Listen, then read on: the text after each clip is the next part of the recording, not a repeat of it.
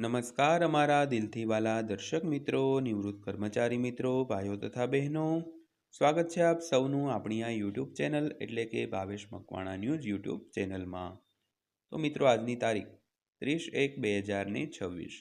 તો આજના ત્રીજા અને સાંજના સમાચારમાં આપણે વાત કરવાના છીએ. તો આજરોજ તારીખ 30/1/2026ની સાંજે પેન્શનરો અને નિવૃત્ત કર્મચારીઓના પેન્શન વધારાને લઈને જાહેર થયો છે એક લેટેસ્ટ પરિપત્ર. તો હજી 10 મિનિટ પહેલાં સામે આવી છે આ માહિતી. તો શું છે આ પરિપત્રની માહિતી, જેની આજના વિડીયોમાં આપણે વિગતવાર ચર્ચા કરવાના છીએ. એટલે આજનો આ વિડીયો તમે ખાસ કરીને અંત સુધી જોઈ લેજો. અને હજી સુધી જો આપણી આ ચેનલ તમે સબસ્ક્રાઈબ ન કરી હોય તો ડેઈલી આવી જ અપડેટો મેળવવા માટે આપણી આ યુટ્યુબ ચેનલ અત્યારે જ સબસ્ક્રાઈબ કરી લેજો. તો શરૂ કરીએ આજનો આ વિડીયો. તો વાત કરીએ તો આ દિવસ કર્મચારીઓ માટે મહત્વપૂર્ણ બનવાનો છે, કારણ કે રાષ્ટ્રીય પરિષદ સંયુક્ત દેખરેખ સમિતિની બેઠક યોજાશે. તો આ બેઠકમાં પગાર અને ભથ્થા સંબંધિત કર્મચારીઓની માંગણીઓ પર ચર્ચા કરવામાં આવશે અને અંતિમ ડ્રાફ્ટ તૈયાર કરવામાં આવશે. તો આ પછી નક્કી કરવામાં આવશે કે કોનો પગાર કેટલો વધશે. તો અપડેટ સંબંધિત સંપૂર્ણ માહિતી જાણવા માટે આજનો આ વિડીયો તમે અંત સુધી જોઈ લેજો. તો લાખો કેન્દ્ર સરકારના કર્મચારીઓ અને પેન્શનરો 8મા પગાર પંચની જાહેરાતની આતુરતાથી રાહ જોઈ રહ્યા છે. તો નવેમ્બરમાં આયોગની રચના માટેનું જાહેરનામું બહાર પાડવામાં આવ્યું ત્યારથી સરકારી વિભાગો ખૂબ જ ગતિવિધિઓથી ભરેલા છે. તો કમિશનને તેમનો રિપોર્ટ રજૂ કરવા માટે 18 મહિનાનો સમય આપવામાં આવ્યો છે. તો નિષ્ણાંતો માને છે કે નવું પગાર પંચ 2027ના અંતમાં અથવા 2028ની શરૂઆતમાં લાગુ થઈ શકે છે. તો આમાં સૌથી મોટી ચર્ચા ફિટમેન્ટ ફેક્ટરને લગતી છે. તો આંકડો એ જ નક્કી કરે છે કે મહિનાના અંતે તમારા ખાતામાં કેટલો પગાર જમા થશે. તો તાજેતરમાં federation of national postal organisation એટલે કે FNPO એ સરકાર સમક્ષ એક મહત્વપૂર્ણ દરખાસ્ત રજૂ કરી છે, જેનાથી આ ચર્ચા વધુ તીવ્ર બની છે. તો ચાલો જોઈએ કે ફિટમેન્ટ ફેક્ટર 2 અથવા 3 પર સેટ કરવામાં આવે તો પટાવાળાથી લઈને વરિષ્ઠ અધિકારી સુધીના પગારમાં કેવી રીતે ફેરફાર થશે. તો સૌથી પહેલાં જોઈએ તો તમારો પગાર ફિટમેન્ટ ફેક્ટર દ્વારા નક્કી કરવામાં આવશે. તો સરકારી કર્મચારીઓના પગાર નક્કી કરવામાં ફિટમેન્ટ ફેક્ટર મહત્વપૂર્ણ ભૂમિકા ભજવે છે. તો તે તમારા મૂળ પગારમાં વધારો કરવા માટે વપરાતો ગુણક છે.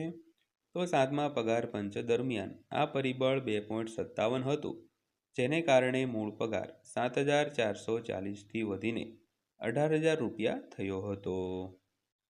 તો હવે પોસ્ટલ કર્મચારી સંઘ એટલે કે FNPO એ રાષ્ટ્રીય પરિષદને લખેલા પત્રમાં માંગ કરી છે કે A, B, C અને D જૂથોના કર્મચારીઓ માટે ફિટમેન્ટ ફેક્ટર 3 અને 3.5ની વચ્ચે સેટ કરવામાં આવે. તો યુનિયનો તર્ક કરે છે કે વધતી જતી ફુગાવાને ધ્યાનમાં રાખીને માનનીય પગાર વધારો જરૂરી છે. જોકે એવી પણ ચર્ચા છે કે સરકાર તેને 2 સુધી મર્યાદિત કરી શકે છે.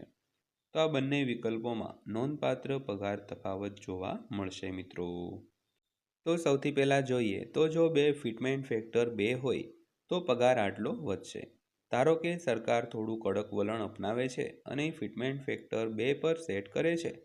તો નેક્સ્ટ ડિગમ સોલ્યુશનના નિષ્ણાંતોના મતે આની સીધી અસર બેઝિક પગાર પર પડશે. ઉદાહરણ તરીકે લેવલ 1 કર્મચારી જેનો વર્તમાન અંદાજિત બેઝિક પગાર ₹18,000 છે, તેમનો નવો બેઝિક પગાર ₹36,000 થશે અને ફિટમેન્ટ ફેક્ટર 2 થશે. તો આનો અર્થ એ થાય છે કે ₹18,000નો સીધો વધારો થશે. તો આ દરમિયાન લેવલ 10ના અધિકારીઓનો પગાર ₹56,100થી વધીને ₹1,12,200 થશે. તો ઉચ્ચતમ સ્તર લેવલ 18 એટલે કે કેબિનેટ સચિવ સ્તર, તો આ પર વધારો 2.5 લાખથી વધીને ₹5 લાખ સુધીનો થઈ શકે છે. તો આનો અર્થ એ થાય છે કે 2ના ફિટમેન્ટ ફેક્ટર સાથે પણ પગારમાં નોંધપાત્ર વધારો થશે, પરંતુ કર્મચારીઓ તેનાથી પણ વધુ વધારાની આશા રાખી રહ્યા છે. ત્યારબાદ વાત કરીએ તો જો ફિટમેન્ટ ફેક્ટર 3 હોય તો પગાર વધારો કેટલો થશે. તો તે જ સમયે જો સરકાર એફએનપીઓ અને અન્ય કર્મચારી સંગઠનોની માંગણીઓ સ્વીકારે છે અને ફિટમેન્ટ ફેક્ટર વધારીને 3 કરે છે, તો તે કર્મચારીઓ માટે એક મોટી ભેટ અથવા લોટરીથી ઓછું નહીં હોય. તો તેના 60 પાનાના અહેવાલમાં સંગઠન પગાર મેટ્રિક્સ અને ભથ્થાઓમાં પણ વધારો સૂચવે છે. ત્યારબાદ વાત કરીએ તો નિર્ણાયક બેઠક 25 ફેબ્રુઆરીના રોજ યોજાશે. તો હવે બધાની નજર 25 ફેબ્રુઆરી પર છે. તો એફએનપીઓ સભ્ય શિવાજી વાસી રેડ્ડી અનુસાર તે દિવસે રાષ્ટ્રીય પરિષદ સંયુક્ત દેખરેખ સમિતિ એક મહત્વપૂર્ણ બેઠકનું આયોજન કરવામાં આવ્યું છે. તો આ બેઠકનો હેતુ કર્મચારીઓની તમામ માંગણીઓને એકીકૃત કરવાનો અને અંતિમ ડ્રાફ્ટ તૈયાર કરવાનો છે. તો બેઠક પછી આ ડ્રાફ્ટ 8મા પગાર પંચના અધ્યક્ષ રંજના પ્રકાશ દેસાઈને સુપરત કરવામાં આવશે. તો આ બેઠક મોટે ભાગે નક્કી કરશે કે કર્મચારીઓની માંગણીઓ કમિશન સમક્ષ કેટલી અસરકારક રીતે રજૂ કરવામાં આવશે. તો મિત્રો, આ હતી આજની માહિતી પસંદ આવી હોય, વિડીયો સારો લાગ્યો હોય તો વિડીયોને લાઈક કરજો અને આવી જ માહિતીઓ માટે આપણી આ ચેનલ સબસ્ક્રાઈબ કરી લેજો. તો ફરીવાર પાછા મળીશું એક નવા વિડીયો સાથે, નવી માહિતી સાથે. ત્યાં સુધી સૌને જય હિન્દ, વંદે માતરમ.